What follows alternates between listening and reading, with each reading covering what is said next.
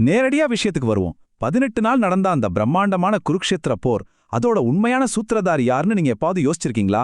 லட்சக்கணக்கான மாவீரர்கள் மோதின அந்த போர்க்களத்துல அத்தனை பெரிய படைகளையும் தாம் விரல் நுனியில இயக்குன அந்த ஒரே ஒரு மாஸ்டர் மைண்ட் யார்? இந்த அலசல்ல நம்ம இத பத்தி தான் ரொம்ப ஆழமா பேச போறோம். இது வெறும் ஒரு போர் கிடையாதுங்க, பல தந்திரங்களும் மர்மங்களும் நிறைஞ்ச ஒரு மாபெரும் சதுரங்க வேட்டை. வாங்க இந்த வியூகங்களுக்கு பின்னாடி இருக்கிற உண்மைகளை தேடி பயணிப்போம். இந்துமதி அவங்க பிரதிலிபில எழுதின காலம் கடந்த மகாபாரதம்ங்கிற இந்த அற்புதமான கதை மகாபாரதத்தை ஒரு பிரம்மாண்டமான சதுரங்க பலகையா நம்ம கண் முன்னாடி நிறுத்துது. சும்மா யோசிச்சு பாருங்க, இங்க இருக்கிற ஒவ்வொரு மாவீரரும் கண்ணுக்கு தெரியாத ஒரு மாபெரும் சக்தியால நகர்த்தப்படுற காய்கள் மட்டும்தானா?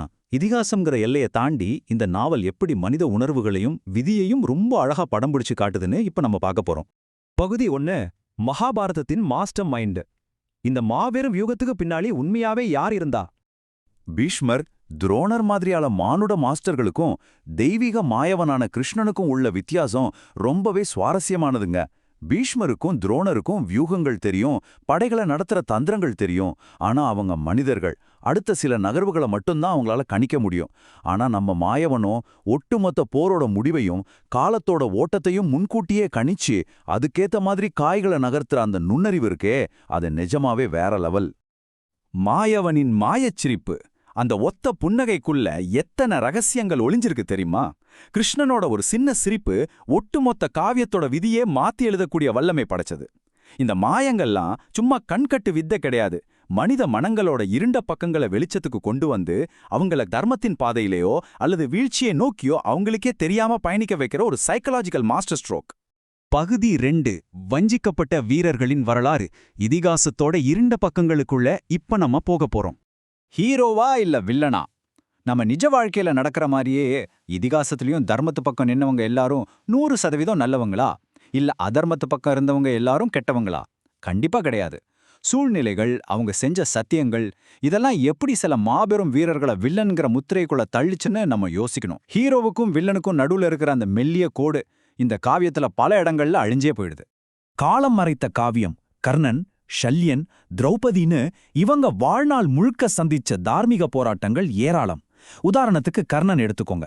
தன் கிட்ட இருந்த கவச குண்டலங்களை தானமா கொடுத்துட்டு தன்னோட மரணத்தையே பரிசா ஏத்துக்கிட்ட அவனோட தியாகமும் அறமும் வரலாற்றோட பக்கங்கள்ல பல நேரங்கள்ல மறைக்கப்பட்டுடுச்சு.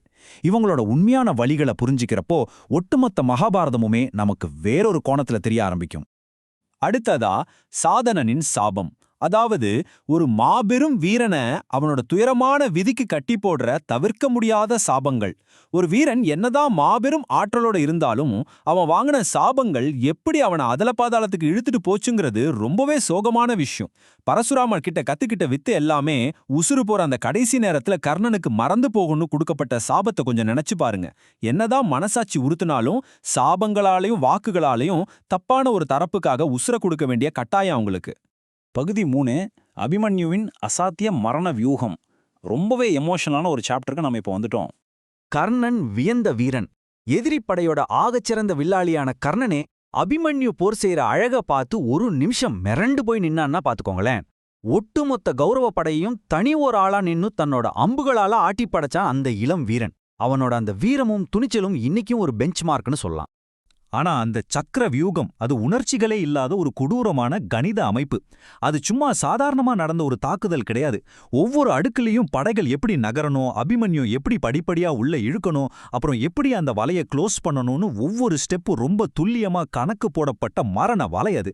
அவனோட சாவு வெறும் கோபத்தால நடக்கல, ரொம்ப கோல்டா கொடூரமா பிளான் பண்ணப்பட்ட ஒரு கணித திட்டத்தால நடந்துச்சு. உள்ள போக தெரிஞ்ச அவனுக்கு வெளியே வர தெரியாதுன்னு தெரிஞ்சும் அந்த மரண வளையத்துக்குள்ள எவ்வளோ தைரியமா நுழைஞ்சான். இந்த ஒரு முரண்பாடு தான் அவனோட உச்சகட்ட தியாகத்தை இன்னும் துயரமானதா மாத்துது. இது தவிர்க்க முடியாத ஒரு கணித விதியோட கொடூரம்னு கூட சொல்லலாம். ஆனாலும் காலத்தால அழிக்க முடியாத ஒரு மாபெரும் தியாகமா அவனோட வீரம் இன்னைக்கும் நிலைச்சு நிக்குது. பகுதி 4, காலம் கடந்த தர்மத்தின் பாடம். இவ்ளோ ரத்த சிந்தின இந்த குருக்ஷேத்திரம் நமக்கு விட்டுட்டு போனது என்ன? ஒரு தராசுல வாளும் இன்னொரு பக்கம் தாமரையும் இருக்கிற மாதிரி கடமையை செய்யணுமா இல்ல தர்மத்தை காப்பாத்தணுமாங்கிற ஒரு பெரிய தார்மீக போராட்டம் தான் மகாபாரதம் முழுக்கவே இளையோடிட்டு இருக்கு.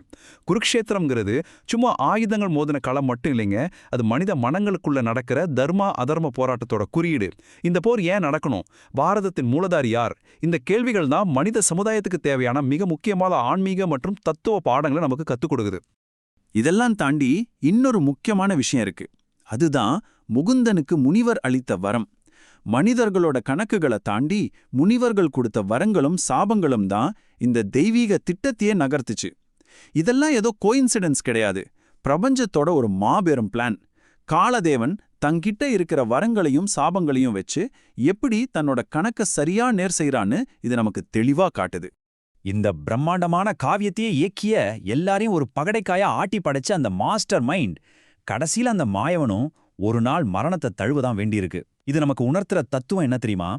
கடவுளோட அவதாரமாவே இருந்தாலும் இந்த பூமிக்கு வந்துட்டா காலத்தின் சுழற்சிக்கும் விதியோட ரூல்ஸ்க்கும் கட்டுப்பட்டு தான் ஆகணும். முடிவே இல்லாத இந்த மாபெரும் காலத்தின் முன்னாடி அதிகாரம், அறிவு, வியூகம் இதெல்லாமே ரொம்ப ரொம்ப தற்காலிகமானது. காலத்துக்கு முன்னாடி எல்லாரும் சமந்தான். காலச்சக்கரம் எப்பவுமே நிக்காம சுழன்றுகிட்டே தான் இருக்கும். அதுல நீங்க காய்களை நகர்த்துற மாயவனா இல்ல நகர்த்தப்படுற வெறும் பகடைக்காயா? கொஞ்சம் யோசிச்சு பாருங்க. இந்த காலம் கடந்த மகாபாரதம் நமக்கு தர்ற மிகப்பெரிய பாடம் இதுதான். இந்த அலசல் கண்டிப்பா உங்களை யோசிக்க வச்சிருக்கோன்னு நம்புறேன். இது போல இன்னும் பல ஆழமான விஷயங்களை தெரிஞ்சுக்க லைக் மற்றும் சப்ஸ்கிரைப் செய்யுங்கள். வினோத் குமார் டி. மீண்டும் ஒரு சிறப்பான அலசல்ல சந்திக்கலாம்.